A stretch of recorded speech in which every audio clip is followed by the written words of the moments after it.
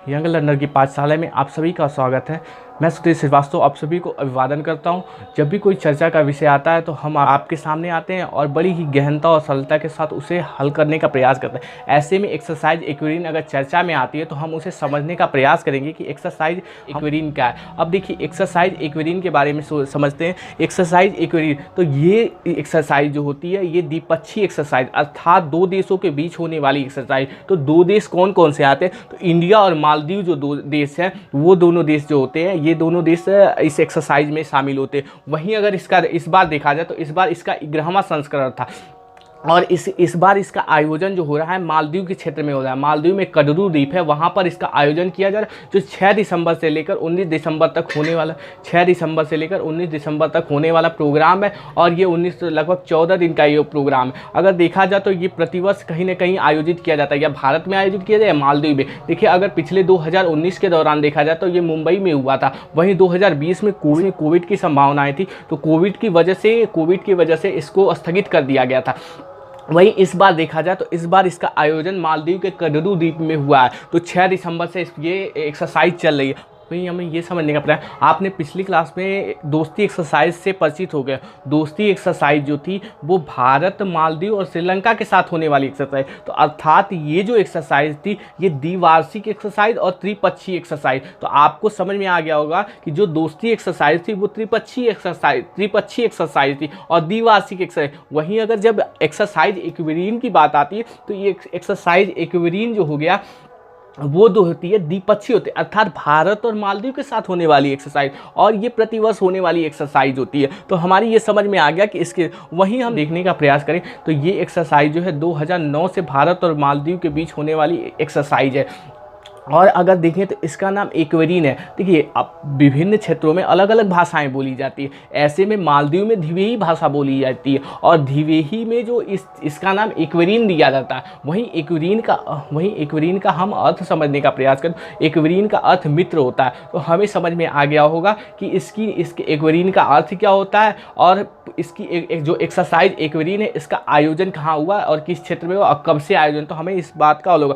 वैसे अब हम समझते हैं ये एक्सरसाइज एक्वेरिन जो है ये हमारे लिए कितनी इम्पोर्टेंट है। तो देखिए, आप अगर देखें तो मालदीव और जो इंडिया है वो हिंद महासागर से लगा हुआ क्षेत्र है। तो हिंद महासागर से लगा हुआ क्षेत्र, तो राष्ट्रीय आतंकवाद जैसी समस्या हो गई या विद्रोह जैसी समस्या हो गई, तो ये विद्रोह जैसी समस्याएं जब होती है या तस्करी जैसी समस्या होती है तो इसमें क्या होता है, इसमें वृद्धि होती है। तो इन दोनों एक्सरसाइज के माध्यम से दोनों देश आपसी सहयोग करेंगे और आपसी सहयोग के माध्यम से इस जो वृद्धि हो रही है उसको कम करने का प्रयास करेंगे। वहीं जो है कोई भी जब एक्सरसाइज होती है तो इसके साथ क्या होते हैं, अच्छे प्रशिक्षण मिलते हैं और अच्छे प्रशिक्षणों का अनुभव को हम साझा करते हैं। दोनों देश क्या होते हैं, अपने अनुभव को साझा करते हैं। वहीं दूसरी साथ दोनों देशों के बाद जो है आपसी संबंध अच्छे होते हैं।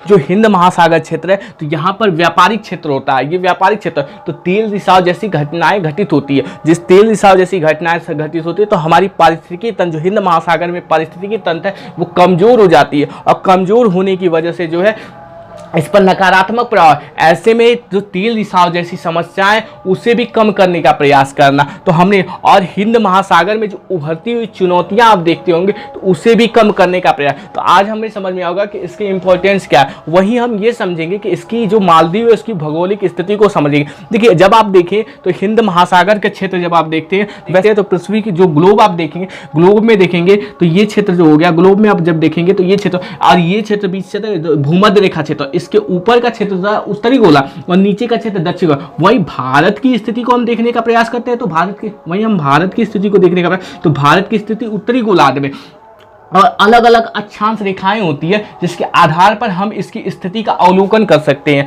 अब हम देखते हैं कि देखिए, भारत की स्थिति को हम समझने का तो भारत का सबसे दक्षिण पॉइंट जो है ये क्षेत्र अगर देखा जाता है इसको इंदिरा पॉइंट कहा जाता है और इंदिरा पॉइंट की स्थिति देखते हैं 6 डिग्री 4 पर है। वहीं अगर भारत की मुख्य बिंदु को देखने का प्रयास करें तो भारत की मुख्य बिंदु जो होती है कन्याकुमारी, और ये कन्याकुमारी जो क्षेत्र होता है 8 डिग्री 4 होता है। अब हम समझेगा वहीं अगर भारत की जो है है तटीय रेखा हम देखने का, तो तटीय रेखा जो होती है टोटल ये पूरा मिलाकर 75-16.6 किलोमीटर है। वहीं अगर हम देखते हैं मुख्य भूमि देखते हैं तो 6100 किलोमीटर होती है। तो हमें ये समझ में आ गया भारत की भौगोलिक स्थिति क्या है। वही हम देखते हैं तो आप जब दक्षिण की तरफ मालदीव का क्षेत्र होता है, आपको बता दें कि मालदीव को मिनी कॉर से अलग करती है तो 8 डिग्री चैनल होती है। वहीं मिनी कॉर से लक्षद्वीप को अलग करती है तो वो जो होती है 9 डिग्री चैनल होती है। वहीं अंडमान और निकोबार को अलग करती है 10 डिग्री चैनल होती है। तो आपकी समझ में देखिए ये हो गया मालदीव, इसके बाद मिनी कॉर आता है और इसके ऊपर लक्षद्वीप। वहीं ये क्षेत्र जो है अंडमान निकोबार, इस क्षेत्र को बंगाल की खाड़ी से जानते हैं और इसे अरब सागर से। वहीं ये क्षेत्र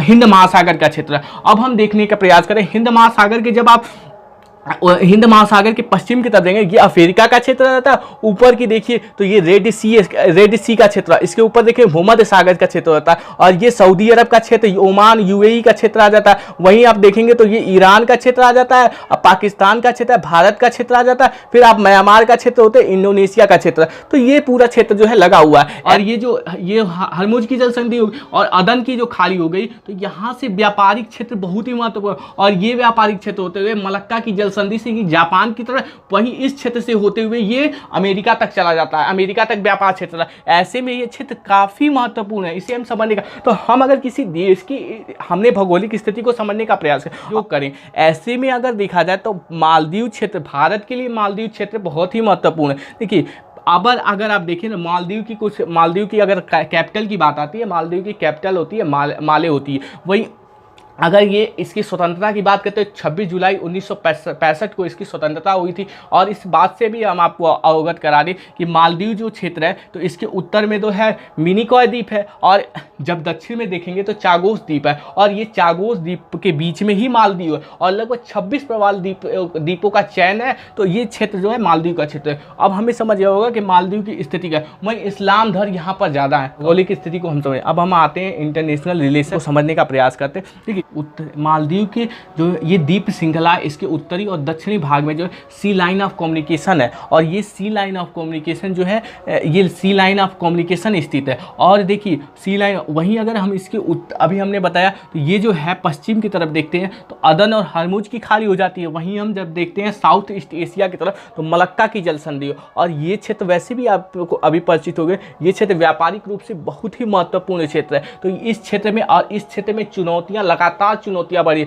अभी आपने देखा आतंकवाद जैसी समस्याएं बढ़ती है, या तस्करी जैसी समस्याएं दिन पे दिन उभरती रहती है, या समुद्री व्यापारिक लूटमार जैसी समस्याएं उत्पन्न होती है। तो विभिन्न यहाँ पे समस्याएं उभरती है। तो इसलिए ये क्षेत्र बहुत ही रणनीतिक रूप से बहुत ही महत्वपूर्ण होता है। दूसरी चीज़ देखने का हम प्रयास करते हैं, भारत और मालदीव जो है सार्क के सदस्य हैं। तो भारत और मालदीव सार्क के सदस्य हैं। वहीं अगर देखा जाए तो 1988 में जो है जब यहाँ पर आतंकवादियों ने क्या किया कि तख्ता पलट कर दिया, तो ऑपरेशन इंडियन नेवी ने ऑपरेशन कैक्टस चलाया। 1988 में ऑपरेशन कैक्टस चलाया और ऑपरेशन कैक्टस के माध्यम से इसे पुनः बहाल करने का प्रयास किया। तो ये देखिए भारत के सहयोग को समझने का। वहीं अगर देखा जाता है तो हमारे इसके साथ जो मालदीव के साथ एक हमने अभी पढ़ा कि दोस्ती एक्सरसाइज होती है, वहीं एक्वेरिन एक्सरसाइज से भी आप परिचय कर दो एक्सरसाइज। वहीं जब कोविड की समस्याएं थी तो हमने मालदीव को जो है मेडिसिन के साथ साथ वैक्सीन की भी उपलब्धता कराई।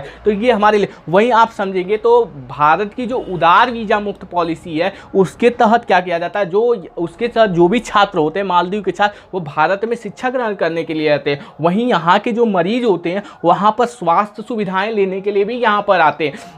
तो देखिए उदार वीजा जो मुक्त व्यवस्था है, इसके माध्यम से आवागमन भी लगा रहता है, और पर्यटन के क्षेत्र में भी यहाँ इस क्षेत्र से आवागमन, दोनों देशों के बीच आवागमन लगा रहता है। वहीं अगर देखा जाए तो भारत जो है यूनाइटेड नेशन सिक्योरिटी काउंसिल में जो है एक अस्थायी पद पर बना हुआ है। वहीं भारत जो है अस्थायी पद पर आने के बाद तो मालदीव जो है भारत का समर्थन करने वाला देश है। तो हमें ये भी समझ 2004 में जो सुनामी आई, तो सुनामी में जो है भारत ही पहला देश था जो राहत पहुंचाने का कार्य किया। वहीं अगर देखने का प्रयास करें, लगभग मालदीव में जो है 26,000 भारतीय लोग रहते हैं। तो आपकी समझ में आ गया होगा ये भारत के लिए कितना स्ट्रेटेजिक पॉइंट है। तो हमने पूरी एक्सरसाइज एक्वेरिन के बारे में समझा, मालदीव के बारे में समझा, और हमने भौगोलिक स्थिति के साथ साथ जो अंतर्राष्ट्रीय संबंध है उसको भी समझने का प्रयास किया। आने वाली विभिन्न क्लासेज में जो है हम अलग अलग विषय वस्तु को फिर से समझने का प्रयास करेंगे। तब तक के लिए जय हिंद, जय Bharat. Everyone who has seeing to this video, like share and subscribe to this video. जय हिंद, जय भारत।